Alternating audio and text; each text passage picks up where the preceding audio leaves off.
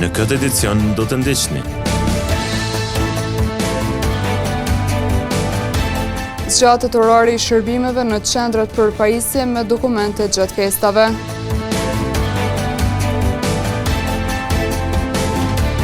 Kino Hyri Hana me program festiv për fëmijë.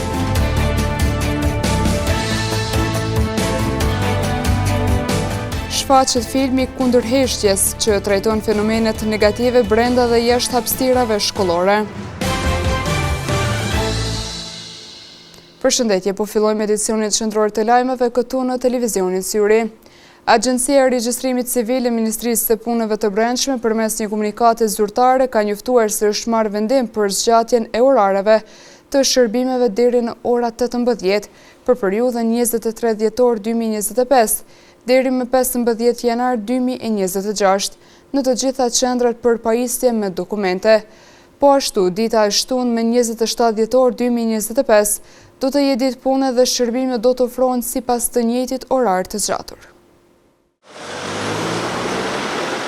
Agjencia e Regjistrimit Civil, e cila funksionon në kuadër të Ministrisë së Punëve të Brendshme, gjatë ditës së djeshme ka njoftuar se është marrë vendimi për zgjatjen e orarit të punës, pra për kryerjen e shërbimeve në të gjitha qendrat për pajisje me dokumente.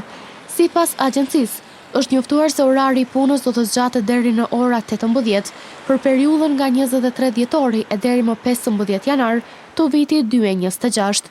Po ashtu, edhe data 27 dhjetor, ditë e shtunë, do të jetë ditë pune dhe shërbimet do të ofrohen sipas orarit të zgjatur.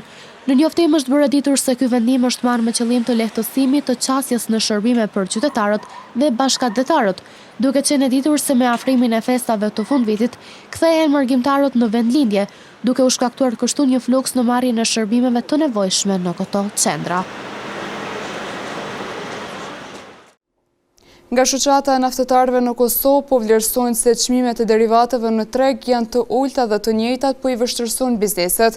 Kryetari Fadil Briani tha se marzha e fitimit prej 4 centësh e bën të pamundur mbijetesën e kompanive, duke shtuar se Kosova ka çmimet më të lira në rajon. Shoqata e naftëtarëve ka mbajtur mbledhjen e kuvendit ku anëtarët u shprehen të kënaqur me bashkëpunimin me Ministrinë e Tregtisë, por ngritën shqetësime serioze për çmimet e ulta të karburanteve, që sipas tyre po dëmtojnë bizneset. Kryetari Fadil Briani tha se marzha e fitimit prej 4 centësh e bën të pamundur mbijetesën e kompanive, duke shtuar se Kosova ka çmimet më të lira në rajon. Ai kërkoi gjithashtu transparencë për rezervat shtetërore të naftës, të cilat sipas tij po mbahen të fshehura. Naftëtarët theksuan se Kosova nuk ka deponi shtetërore të naftës, ndryshe nga vendet e rajonit, dhe kërkuan ndërtimin e saj për menaxhimin e krizave. Shoqata kundërshtoi vendimet për çmimet tavan, duke i cilësuar si të paligjshme dhe antikushtetuese, si dhe kërkoi licenca pa afat për bizneset që plotësojnë kriteret.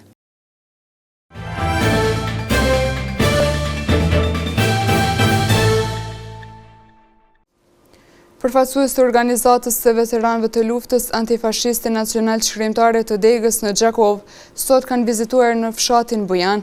Në vigjilje të 82 vjetorit të punimeve të konferencës së Bujanit, përfaqësuesit nga Gjakova vizituan kullën e Salimanit, ku vendosën edhe kurora me lule. Në vigjilje të 82 vjetorit të konferencës së Bujanit, përfaqësues nga organizata veteranëve të luftës antifashiste nacional çlirimtare kanë vizituar sot Bujanin. Gazment Hoxha, kryetari i organizatës, Afrimdeva antar dhe disa bashkëpunëtor të tjerë, pasi vizituan kullën e Salimanit në Bujan, vendosën edhe kurora me lule në shenjë mirënjohje për historinë e këtij vendi.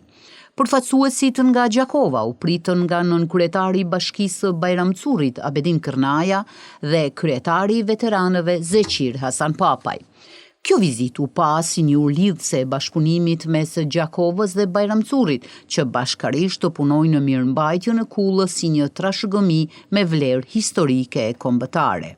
E njohur si vendi ku mbajt konferenca Bujanit, kulla Salimanit në fshatin Bujan të Tropojës, është ndërtuar në shekullin 18. Aty u nënshkrua një rezolutë që Kosovës i njitet të drejtën e vetëvendosjes, deri në bashkimin me Shqipërinë.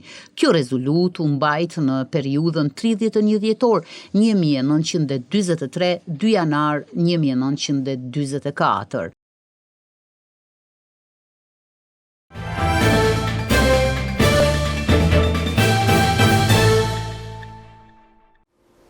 Si çdo vit tjetër, edhe këtë herë Kino Hyrihana organizoi koncertin e fundvitit për fëmijë në bashkëpunim me shkollën Intune. U prezantuan shumë performanca artistike të fëmijëve me këngë, vallëzim e balet.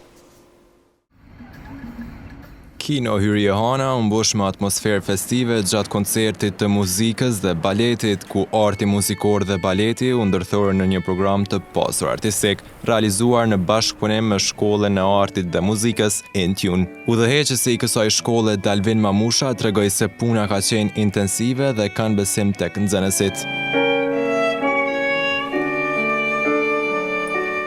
Besoj që ka qenë një punë goxha intensive e gjithë profesorëve të shkollës, edhe besoj që ka më dalë një produkt i mirë si tanë si kështu. Edhe po i shoh që fëmijët dita ditës veç po rriten hala më shumë, edhe po i shoh progresin e tyre që më bën më një shumë mirë. Ndërkohë, violinisti Olti Gjoshi, pjesëmarrës në këtë koncert, theksoi se aktivitetet të tilla janë të rëndësishme për ruajtjen dhe zhvillimin e traditave kulturore në vend. Këto koncerte mohen për promovimin e nxënësve dhe për rritjen e kulturës artit. Unë sot kam luajt në instrumentin e violinës, ku kam një pikë.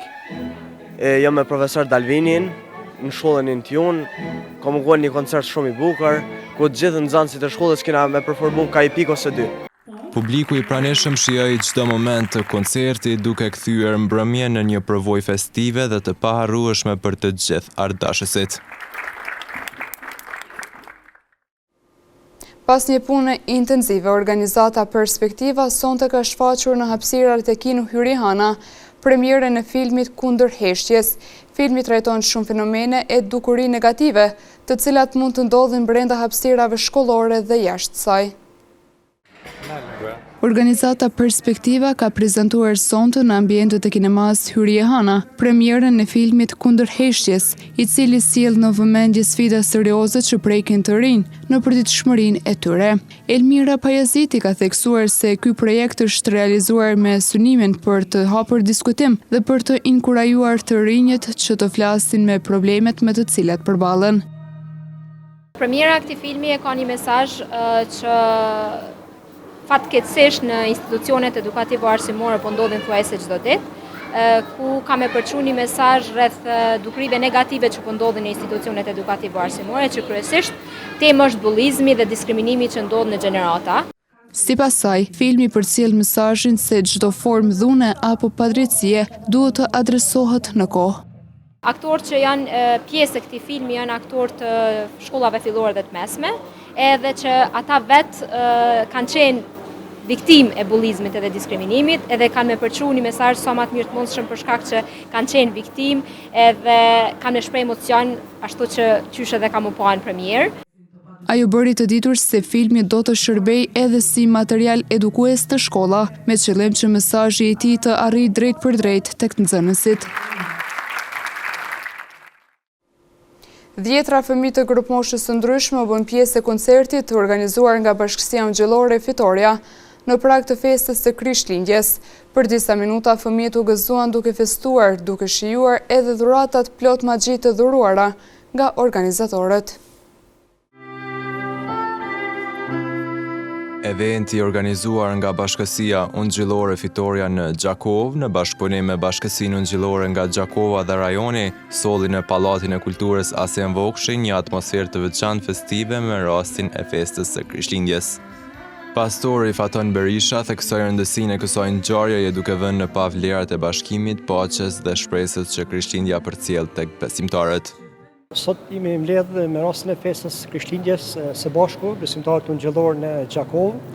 Mandja kemi edhe të rajonit që nga qytetet e ndryshme për të përkujtuar këtë festë, këtë kohë që është festa e dritës e ardhjes së Jezusit në këtë botë, pra është një kremtë e madhe, të cilët besimtarët saponisht fund vitit mbledhemi e festojmë së bashku me familjarë dhe me miq përdash që kemi.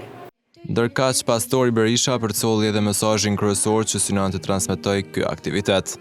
Mesazhi jonë është ungjillorëve në Gjakovë dhe në mbar Kosovën që të shpallim të vërtet absolute për të gjithë njerëzit që të njohin se kush është shpëtimtari dhe ai ka ardhur për të gjithë njerëzit. Pjesëmarrësit shijuan një program të pasur artistik dhe shpirtëror duke krijuar momente të paharrueshme për komunitetin.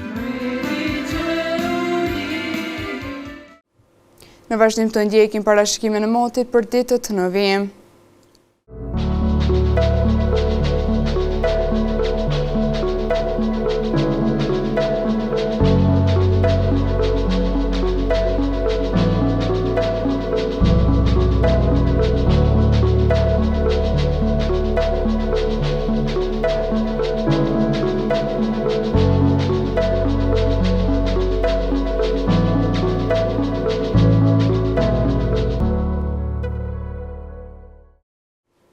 Para se të ndajmi të ndjekim edhe një herë titujt kryesor të këtij edicioni.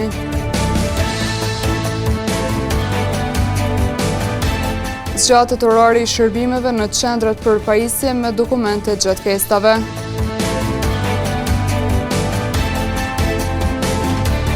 Kino Hyri Hana me program festiv për fëmijë.